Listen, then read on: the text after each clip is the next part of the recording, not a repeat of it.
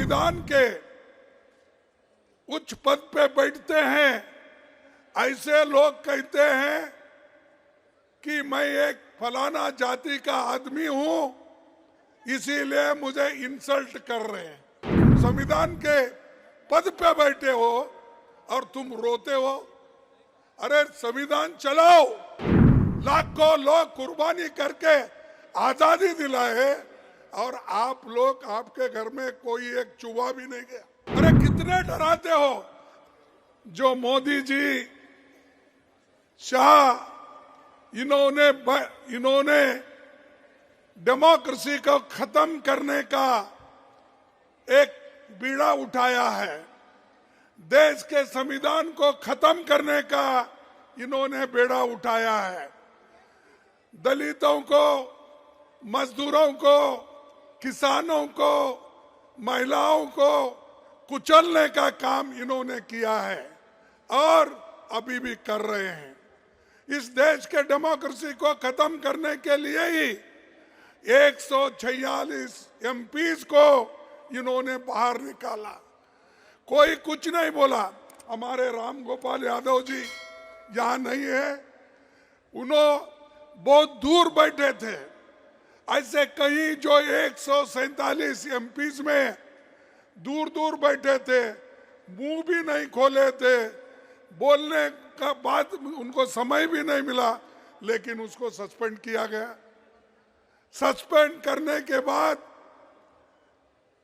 हमने बाहर सभी मिलके गांधी स्टैचू के पास सत्याग्रह किया, धरना किया।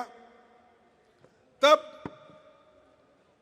जो हमारे सदन में सरकार के तरफ से ये आता है, मुझे बहुत धक्का लगा कि एक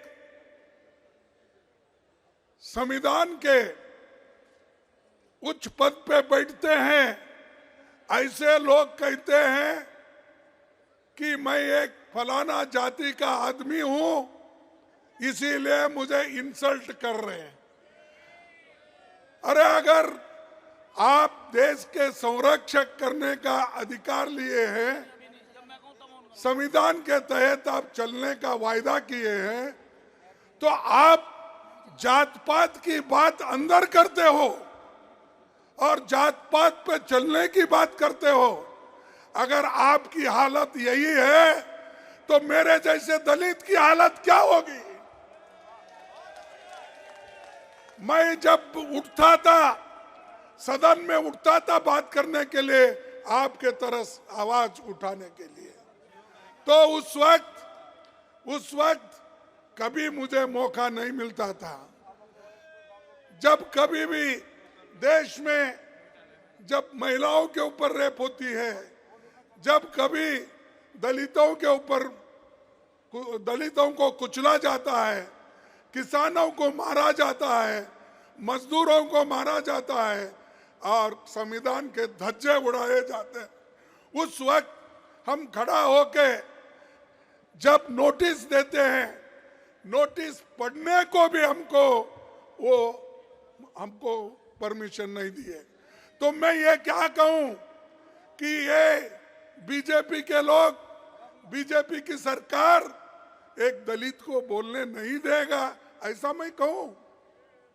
अरे ये तुम संविधान के पद पे बैठे हो और तुम रोते हो। अरे संविधान चलाओ, संविधान के तहत, डेमोक्रेसी के तहत सबको बात करने का हक है और वो आजादी आप छीन नहीं ले सकते। वो आजादी हमको मिली है जवाहरलाल नेहरू से, वो आजादी हमको मिली है महात्मा गांधी से, वो आजादी हमको मिली है डॉक्टर अंबेडकर से। इन्होंने तैयार करके दिया, लाखों लोग कुर्बानी करके आजादी दिलाए और आप लोग, आपके घर में कोई एक चूहा भी नहीं गया आजादी दिलाने के लिए, है गया। और वो हमको कहते हैं देश को ये बर्बाद कर रहे अपोजिशन के लोग, देश को ये लोग यहाँ पर डेमोक्रेसी नहीं चलने देते, ये कहते हैं। सबको बाहर निकाले आप, सभी एमएलए को, सभी एमपीज को आपने बाहर निकाला और सभी कानून अनअपोज्ड आपने पास कर लिया। 3 क्रिमिनल कानून ऐसे हैं, आगे आने वाले दिन में वो सारे सिटीजन्स को सताएंगे। अच्छे कानून को हम स्वागत करते हैं।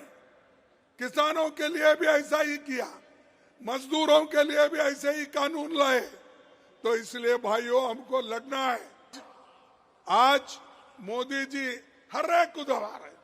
हमारे कार्यकर्ताओं को जहां कहीं इलेक्शन आता है उनको ईडी का डर, सीबीआई का डर, इनकम टैक्स का डर।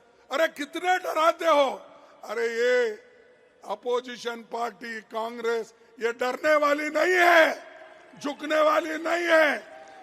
अगर आप कितनी भी कोशिश करो, आप मोदी साहब आप कितनी भी कोशिश करो हमको मिट्टी में दबाने की, हम बीज हैं, बार बार उठने की आदत है हमको।